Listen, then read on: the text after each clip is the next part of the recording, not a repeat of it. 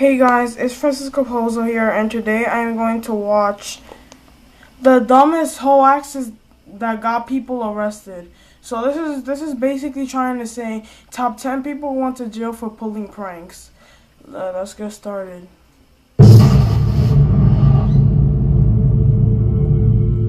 What makes a hoax stand out from a joke or an April Fool's Day prank? In some instances, there's a fine line between a funny prank and a disturbing hoax. Those who started the hoax ended up spending at least a little time behind bars to think about what they'd done. Swatting.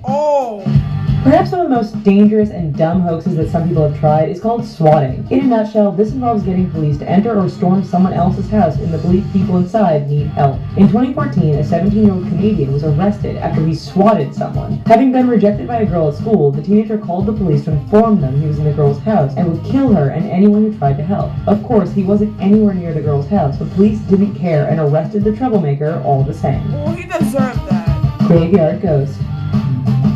Anthony Stollard is proof that alcohol, churches, and hoaxes do not go together. In 2014, Stollard was drunk and on church grounds, so he decided it would be fun to pretend he was a ghost. Bordering on the ridiculous, people nearby were more than a little upset when they heard ghost sounds coming from the graveyard. Only after Stollard was seen running around with his arms up howling like a ghost did people call the police, who promptly arrested and fined the graveyard intruder.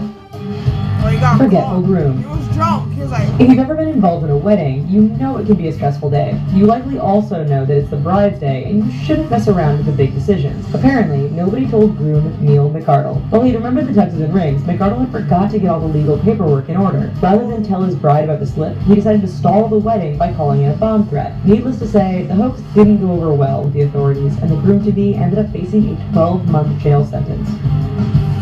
Swatting Part 2. That's not going In 2007, Chris Scheibe called 911 pretending to be a soldier, told police that he and a few other ex-Marines were in a house with guns preparing to shoot it out, and anyone who challenged them. Scheibe added a level of authenticity to the hoax by giving the names and ranks of the other soldiers with him, as well as their weaponry. When police called the location of the standoff, a couple answered who had no idea what was going on. Realizing the hoax, police turned their attention to tracking down Scheibe and putting him behind bars. Fake suicide. In 2004, New York resident Randy Wood thought it would be a fun idea to scare his ex-wife. Wood called her up and told her to come over right away because he had something to show her. When she arrived, the ex-wife found Wood hanging from a tree by his neck. Believing he had committed suicide, she called police in a panic. In fact, Wood was hanging by a linesman's harness and hadn't actually killed himself. Police weren't amused either, and Wood faced a $1,000 fine and jail for a year. Well, he was going to jail. He deserved Robbing that. a friend. Deserved that. While most of us would think that dressing up as robbers and storming into a friend's store to stick him up at gunpoint would be a bad idea, 3 Israeli men didn't really see the harm in it. Donning masks and armed with toy guns, the 3 friends went to their buddy's shop and robbed him. They later returned to give back the money and have a good laugh about the whole thing. Both the friend and the police thought the hoax was dumb, and the 3 jokers were immediately arrested. It looks worse than it was.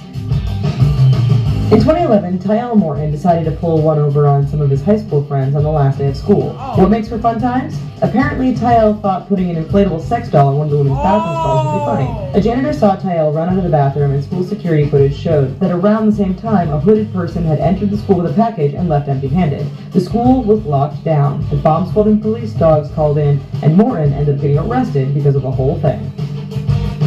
Roadkill hoax. In 2004, Paul Gooby found a dead chihuahua on the road. Rather than just dispose of the carcass as any normal person would do, Gooby thought it would be fun to tie the dog to the bumper of a co-worker's car, a la National Lampoon's Family Vacation. After driving for more than 2 miles with the dead dog attached, the co-worker was finally stopped and alerted. Police thought the whole thing was just dumb and paid Gooby a visit. It turns out he did get the inspiration for the joke from Family Vacation, but unlike Clark Griswold, he couldn't talk his way out of it. He couldn't talk his way out of it. Fake terrorists. 3 brothers from Melbourne, Australia set up one prank so bad it terrified people on the street and could have ended up with all 3 of them getting killed. The 3 men, whose names were withheld by police, were known for staging faked bombings, abductions, and shootings for their YouTube videos, which were becoming more and more popular. In February 2016, authorities showed how real they thought the whole thing was when counter-terrorism forces stormed the boys' home. The dumb hoaxes now have all 3 headed to court to face a list of charges. Thanks. So, which one of these idiots was your favorite? Let us know in the comments. And while you're here, here's a couple of the videos that we think you might be into. And please don't forget to click like and subscribe. Thanks! Alright. So I hope you guys enjoyed the video. If you did, hit the like button and subscribe. You know the people who pulled those pranks deserved it. And the one with the fake suicide, he was going to jail. He was going to jail. But anyways, guys, I'll see you in the next video. Peace.